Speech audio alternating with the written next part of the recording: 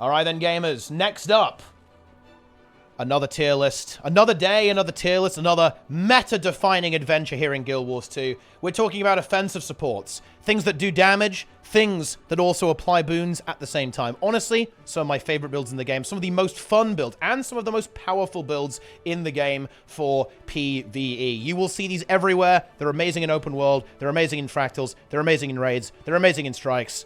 They are good. I would recommend playing them. But which ones? Let's find out. Here we go. So, would anyone like to take a guess at which build is, in my opinion, the best? Anyone at the back of the class, maybe? You know, want to speak up? Oh yeah, it's a Lack Willbender, S tier, best build. No, okay. It's Herald, unsurprisingly. This build did get nerfed. Some changes to the damage on Greatsword have actually shaved off a good chunk of its damage. Its damage is nowhere near as outrageous as it was previously. Is it still amazing, though? Hell yeah. Stability access, 25 might, fury, quickness, protection, boon extension passively. That doesn't come up often. Bear in mind, you extend boons by activating your F2 passively, so everyone gets more duration. Then you extend everyone's boons. I mean, this is an S+ build. Like, this is... It's a big outlier. It really is. It is still performing much better at what it does. For all the reasons I just expressed, and more. 600 radius, and while we're kind of on this topic, this is something that people are complaining about recently, and you know what? They're actually right. They are correct.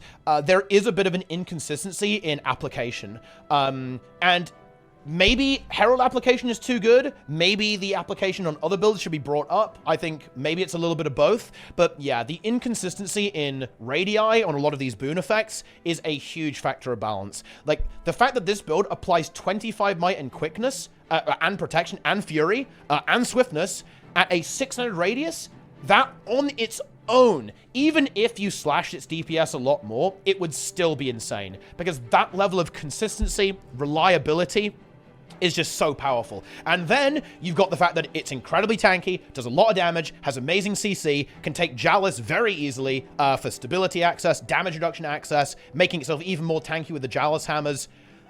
It's just, it's one of the most, like, perfect builds in the game. It's almost everything you could ever dream of for any kind of group PvE. For any kind of group PvE, it is the perfect build. To be honest, it is pretty spectacular. Okay, with that out of the way, let's move on. I'll actually quickly rename these here, because again, the power level in the game is pretty high right now.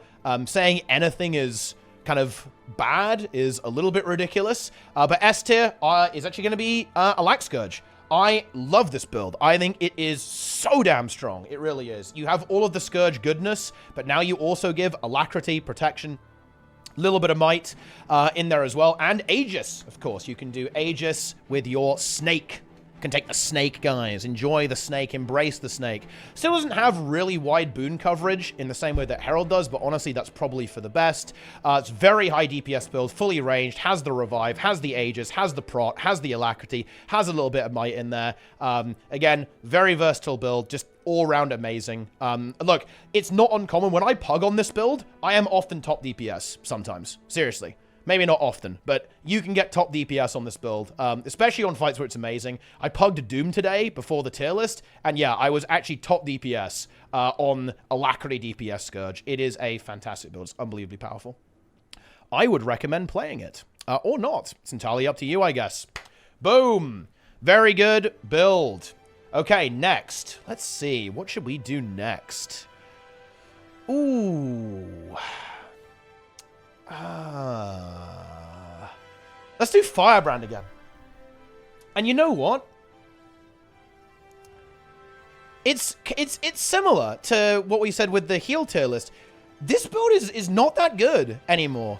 It's honestly not that good. It sounds really weird to say that in today's day and age, but as we've seen the meta develop, we've seen that this build just does not perform that well in a lot of situations these days, like compared to its competition. It gets out-competed very heavily. I would say the only boss where this one really shines is where you need really heavy Aegis. So I think Notably in Fractals, it can still be good.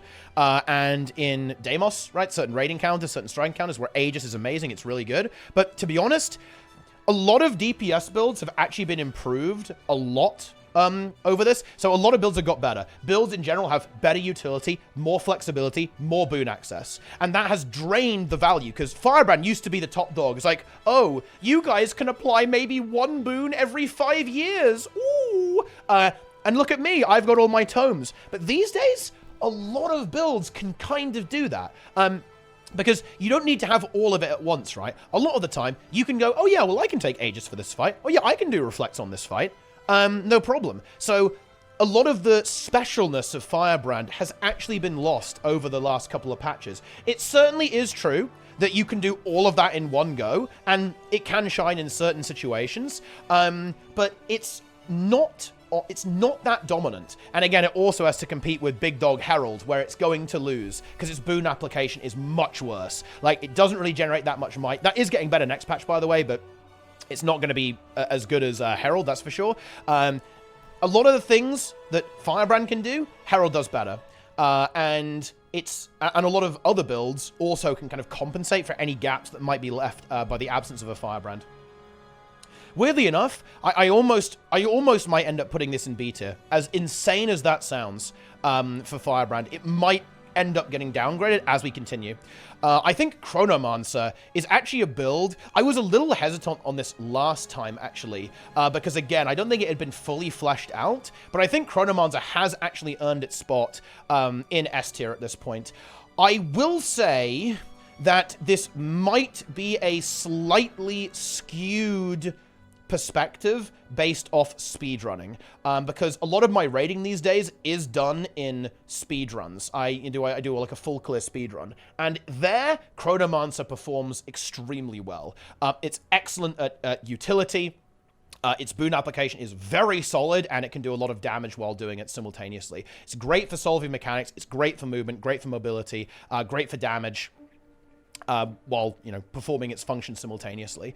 And it definitely is one of the ones that you need to play well to get value out of it, but I actually think it deserves to be up there. It is a very, very good build overall right now. I think it's in a good spot. And hey, you're going to be able to heal on it next patch as well. You love to see it. Well, it's one thing that I actually really do like about Chrono, this is really cool, is that you can do quickness or alacrity. I think that's really fun, because it means if you're a Chronomancer player, you can basically play 2 builds for the price of 1, and you can be very flexible when you're joining a group, and that is powerful, by the way. It is worth noting that the meta element is relevant, right?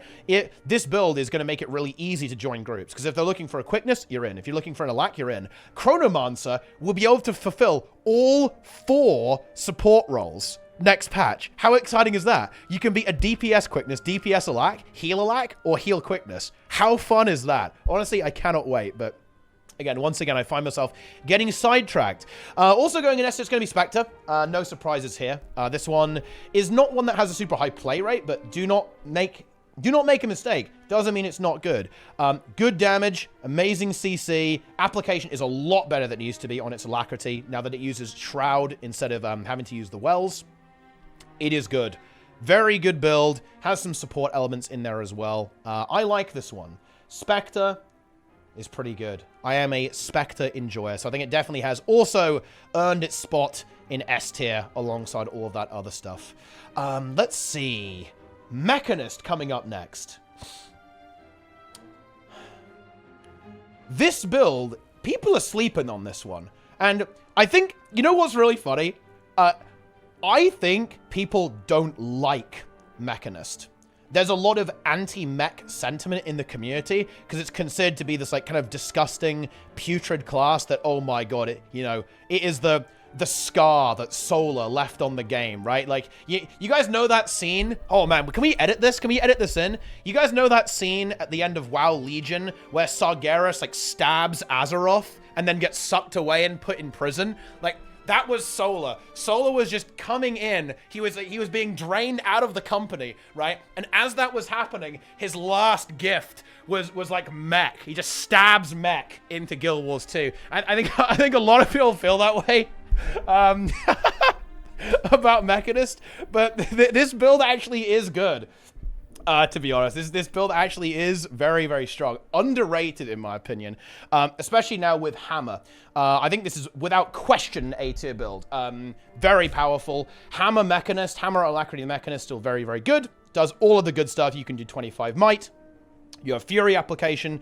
You have your Alacrity. Good damage as well. And pretty high flexibility. You can do good CC. You can remove boons with Throw Mine.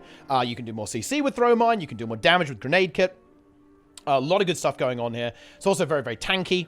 Can support its allies pretty well. And you do have your all-in-one Aegis and Stability button on your F2, which is just a very, very good skill. It's one of the best skills in the game, let's be honest, with that one. But yeah, the new mech build uses Hammer. Hits pretty damn hard too.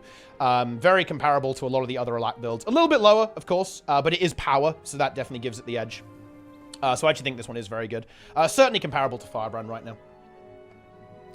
Indeed. Okay. So, what's up next? Let's do Quick Scrapper, which I think... Ooh, this one... I think it's going to be A tier. The biggest problem with Scrapper is that Herald exists. I'm just going to say it. You know, let's not muck about here. It is basically just a worse version of these two. I want to see them kind of really lean into Scrapper's specialties. And that is happening next patch, by the way. Next patch is getting better stability access. And that's pretty cool. I like that. That's really useful. It still has that function gyro kind of ability to revive allies.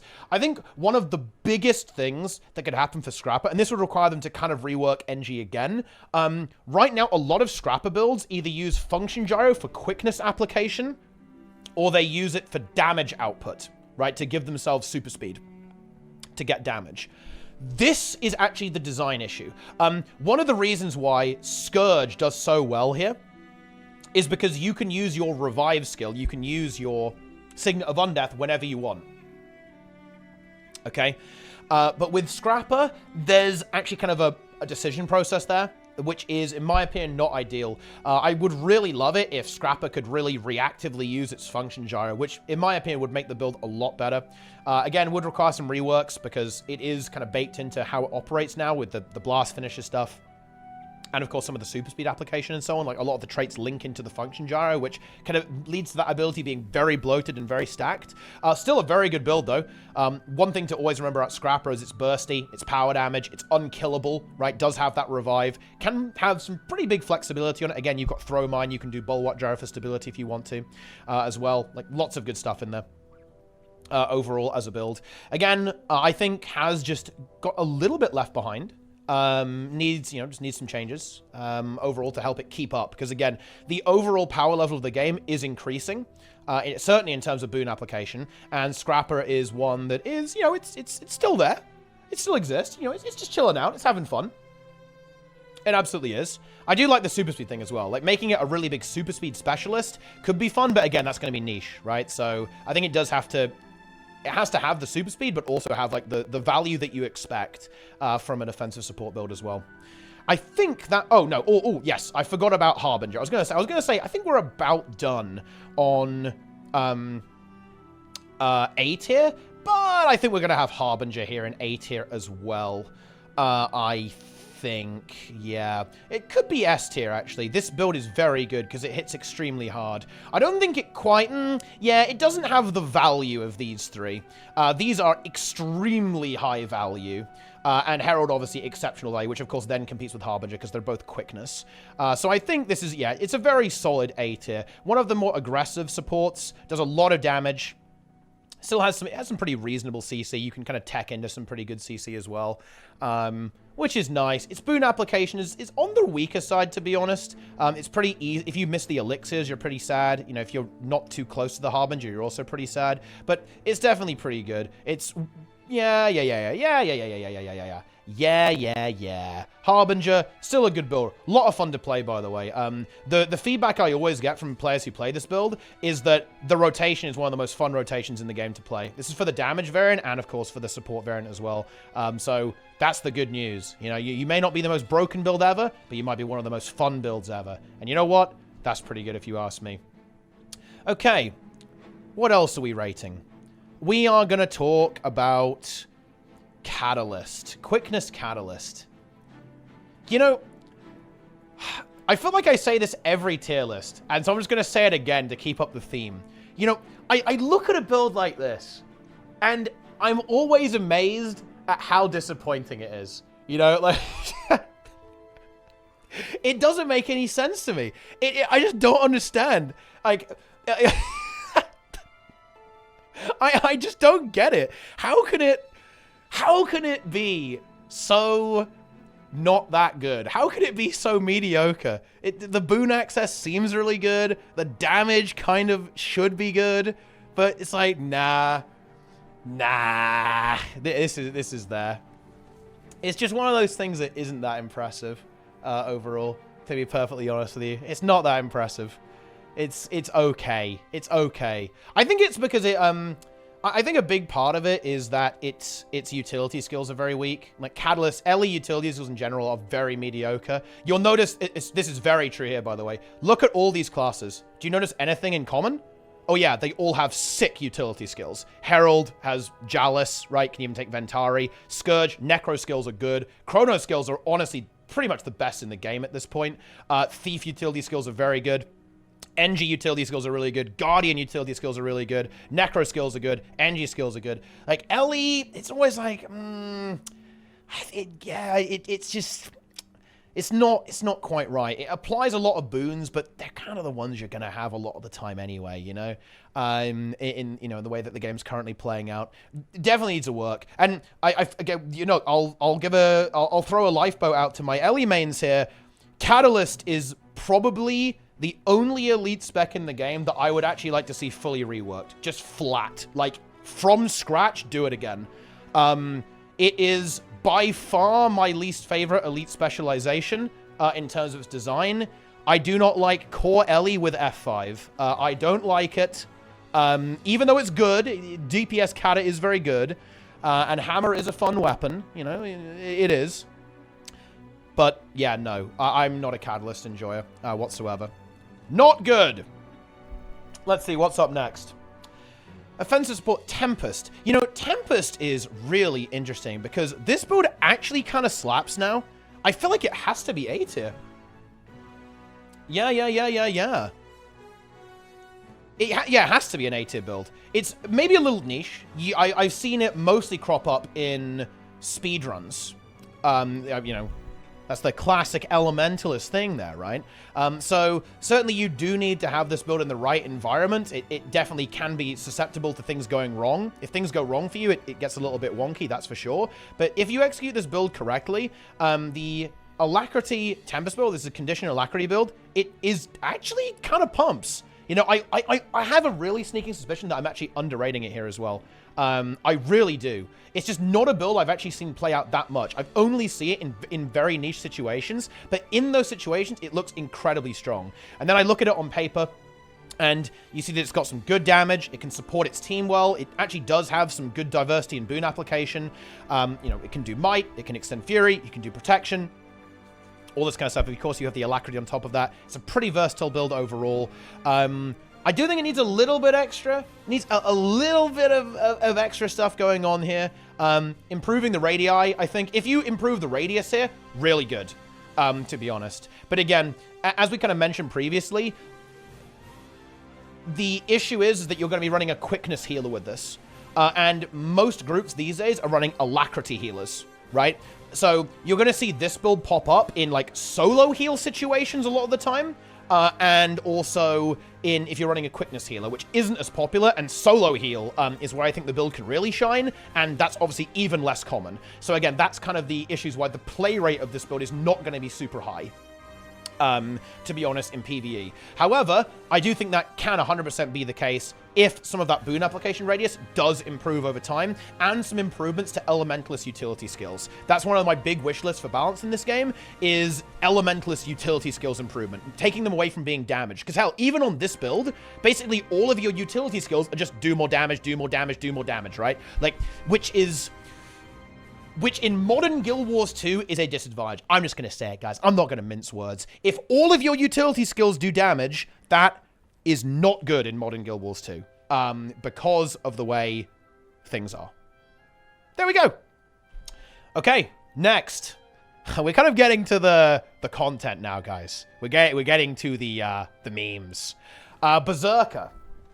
So, I'm actually going to put this in B tier, and I'm going to explain, because all of the expert warriors are going to say, but Teapot, this build actually pumps, bro. Yes, but until next patch,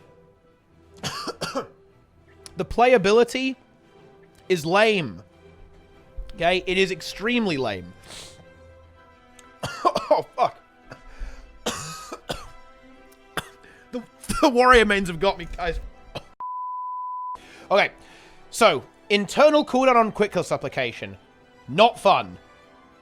Damage is actually good, and that's why there have been some very fast kills using this build that exist.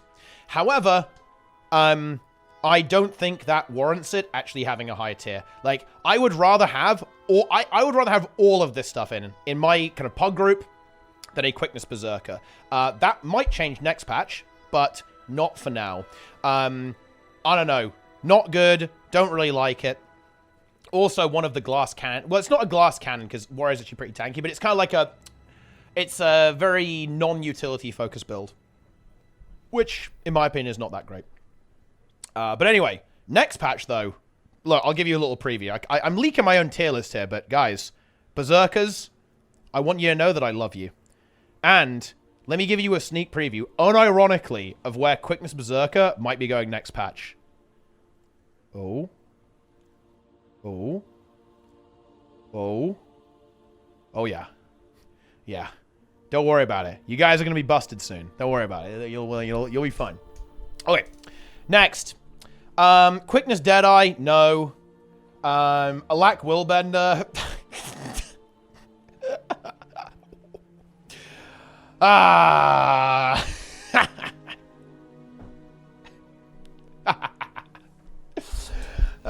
Yeah, I mean, where do I even put this? I mean, you know, so, like, Willbender is one of those builds that, yeah, I mean, it's not very good. I think it could be. Look, I feel bad for Willbender players because I feel like they're always getting the short end of the stick. So let me actually try and soften the blow a little bit here and spread some hope and joy and happiness to all of our wonderful Willbender mains out there. You have got the power of Guardian on your side. You have Advance. You have Stand Your Ground. This build will eventually be good. I think what I'd love to see is if this build gave 25 might, that would be exciting. If it could give protection and 25 might, that would be very exciting. If it could give protection, fury, and 25 might while giving alacrity, ooh, that would be extremely exciting. So memes aside and copium aside, I think if you just slap a couple of boons on this build, it ends up being really good. Or if you just make it do a lot of damage. The problem is that really high damage supports aren't going to see high play rate because that's not what generates you a win rate in pugs, but it would at least make the build good. And right now the build is just kind of unimpressive, but it also doesn't really fit well into most groups simultaneously, so the play rate is not great. So I would like to see either boon access on this build go up a lot, alacrity application go up a lot, because it's one of the rare builds in the game where you have to attack in order to generate your boon, which is super awkward sometimes. So it has some design issues, some playability issues, but it also just doesn't really have its niche, right? It doesn't have its special thing that it can do, or it doesn't have that overwhelming value.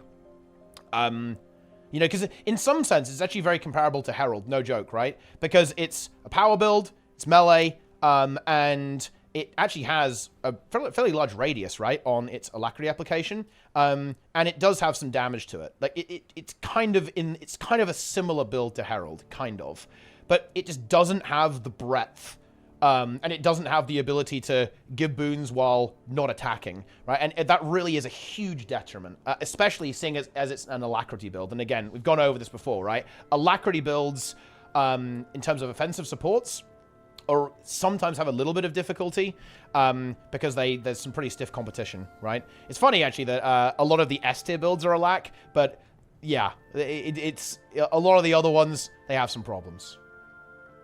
But there you go. Let's continue. Alacrity Bladesworn. You know, this build was actually pretty good for a glorious moment, but you know, Bladesworn is such an interesting one, like, in general, actually, because Bladesworn really suffered with Secrets of the Obscure, because it doesn't have a relic that works for it yet. There's actually, you know, once this build has a relic that works, I think there's maybe something that can come up in the next couple of patches with some relic changes and some new relics being added to the game. But when this build has a relic, and when Bladesworn has a relic, it's going to be a lot better. As of right now, I don't think it's very good at all, actually, to be honest. So yeah, it belongs here. This is where it belongs.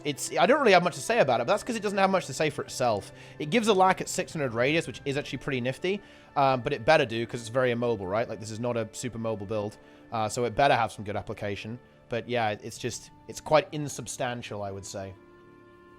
Yeah, exactly. The one, it was like the Paether relic, might have some potential there. Let's continue. Untamed. Untamed.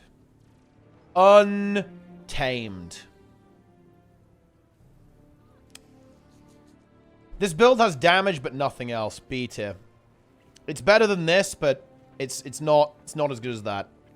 I mean, Untamed kind of has this problem in general, right? Like, they said, aha, look, you know, skedaddle skadoodle, you now have quickness. Wow. And there you go. What does that do? I mean, it makes you B tier. That's what it does. It's not S tier.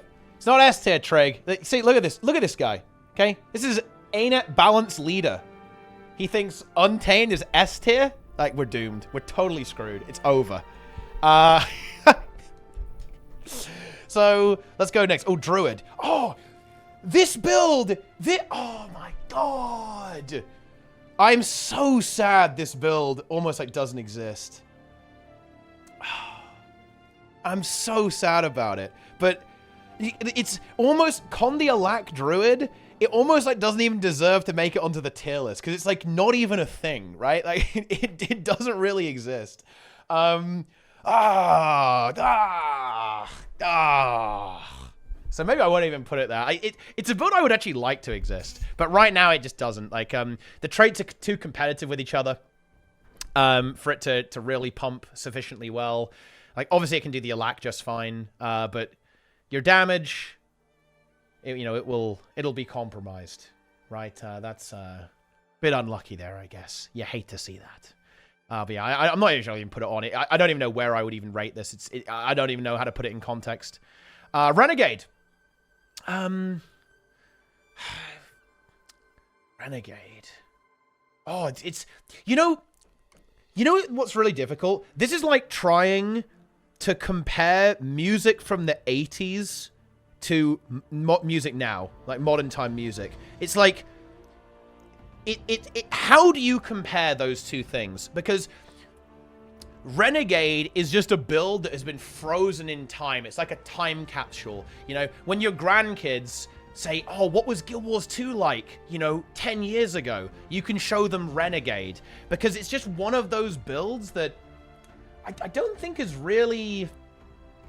It hasn't really gone anywhere, to be honest, right? Like, it's... Ah, man. Yeah. It can do protection. It can do alacrity. It has a lot of damage. I do know that. It does a lot of DPS. But...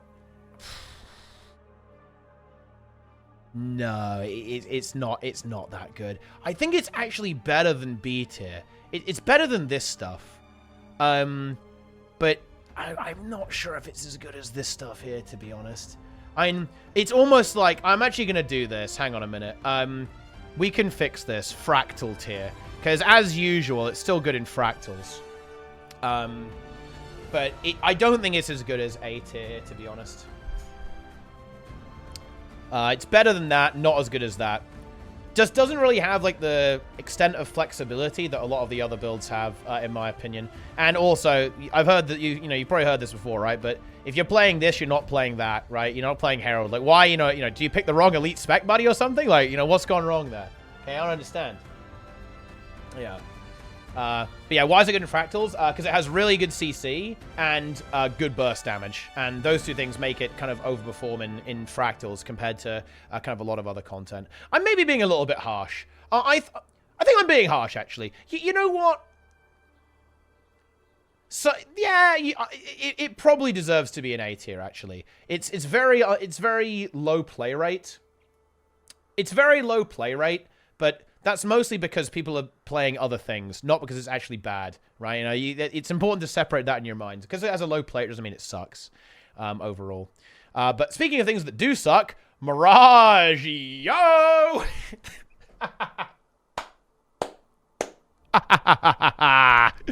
Yes! This build, listen, the Guild Wars 2 balance devs, they chose violence with this build. Oh no. Yeah, obviously Confusion Change was not kind to this thing. Unfortunately, poor to Lack Mirage. Definitely struggling a little bit. Still can do damage, but it has a very slow ramp-up time, and in general, the game has got a lot faster. The Alacrity application is not that bad. It's one of those things where I see it in my pug group, I go, well, I'm not going to have a lack for this one. I think it does require a bit of finesse to actually pull it off correctly, to actually generate the boon, so one of the harder ones to pull off, in my opinion. It does have Mesmer utility. It does. But I don't think that's good enough to actually save it from the depths, Not enough to save it from the depths, in my opinion. And that is why it belongs in C tier. It is, that's where it is. And that, I believe, is our last offensive support. I think that's it. We got through it, gamers. We made it through. Still pretty similar to how it was last time. I think overall, pretty damn similar. A few meta evolutions here and there, like people kind of getting to grips with a couple of things. Some new progress being made overall. And it's going to change next patch as well, actually, which is exciting. So in just under a month, we'll see some new stuff kind of pop up here as well. But there it is. That, in my opinion, is the offensive support tier list. And you know what's actually kind of interesting? This will be a remark closing. Notice this. Look how this is actually very similar to a DPS tier list at this point. Almost everything actually has offensive support. I mean, some of them maybe aren't super well fleshed out, but I think it's actually really interesting to see the evolution of the game, right? Like, before, this would be a relatively small tier list, right? You wouldn't have all of these icons here. A lot of them would be kind of in the, in the dock here, as it were, right? But you know what's really fun? Almost everything can do this now, which I think is actually kind of interesting. I think it's actually, it's an interesting thing to note, I think. And the game's in a pretty good spot. I think things are rapidly improving, by the way. There are some big, rapid improvements being made to these builds that are really squidging them closer together. The only build here that I view as genuinely problematic is Herald.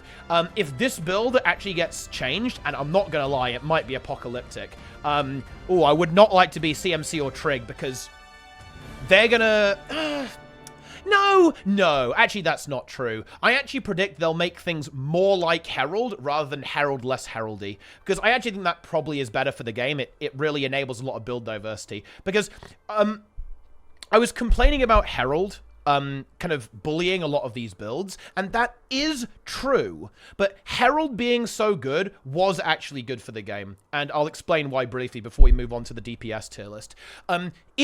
Having Herald be so strong and having this quickness to support build, have great boon coverage and great versatility, it enabled so many heal Alak builds. Like, heal Specter, like, combined with buffs to that build, of course, immediately became, like, honestly, a really cool and fun option to play, alongside heal Scourge. Also got enabled there. And it really does help kind of...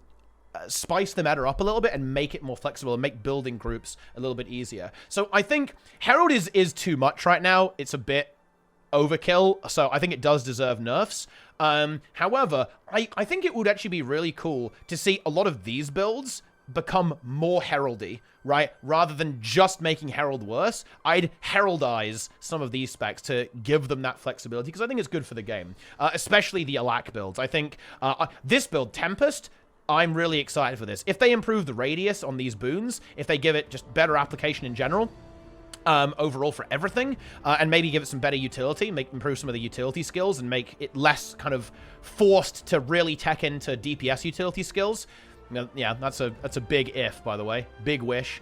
But this build could be really cool. It could almost be the equivalent, right? It could be basically the alacrity version of Quickness Herald, Quickness Power Herald, which I think would be super fun if that ended up being the case. You know, and much as I hate to say it, making Mech a little bit better could actually do that too. If Hammer Mech became really, really good and had excellent application, I could, you know, you could see, you know, Power Alak Mech also filling a similar role to Herald. And you know what? Let's be honest. Both these builds are piss easy to play. Is it really that bad if Power Mech was also really strong? Oh, no, I don't think so. But anyway, that is going to about do it. Pretty healthy state of the game, in my opinion, for offensive supports. I give this a fairly high rating in terms of state of the game. Certainly a lot of possibilities around. A lot of possibilities around, in my opinion. And yeah, enjoy. Chronomancers rejoice. You made it to S tier. But anyway, that's it, gamers, for this tier list. Hope you enjoyed it. Thanks for watching. Follow, subscribe, you know, watch the other tier lists, all that kind of good stuff. You know what to do. Leave a comment. Tell me why I'm unbelievably wrong. I always love reading those so I can laugh at them and then make it even worse, okay? That's right. When you leave a comment on these tier lists, you know what happens, okay?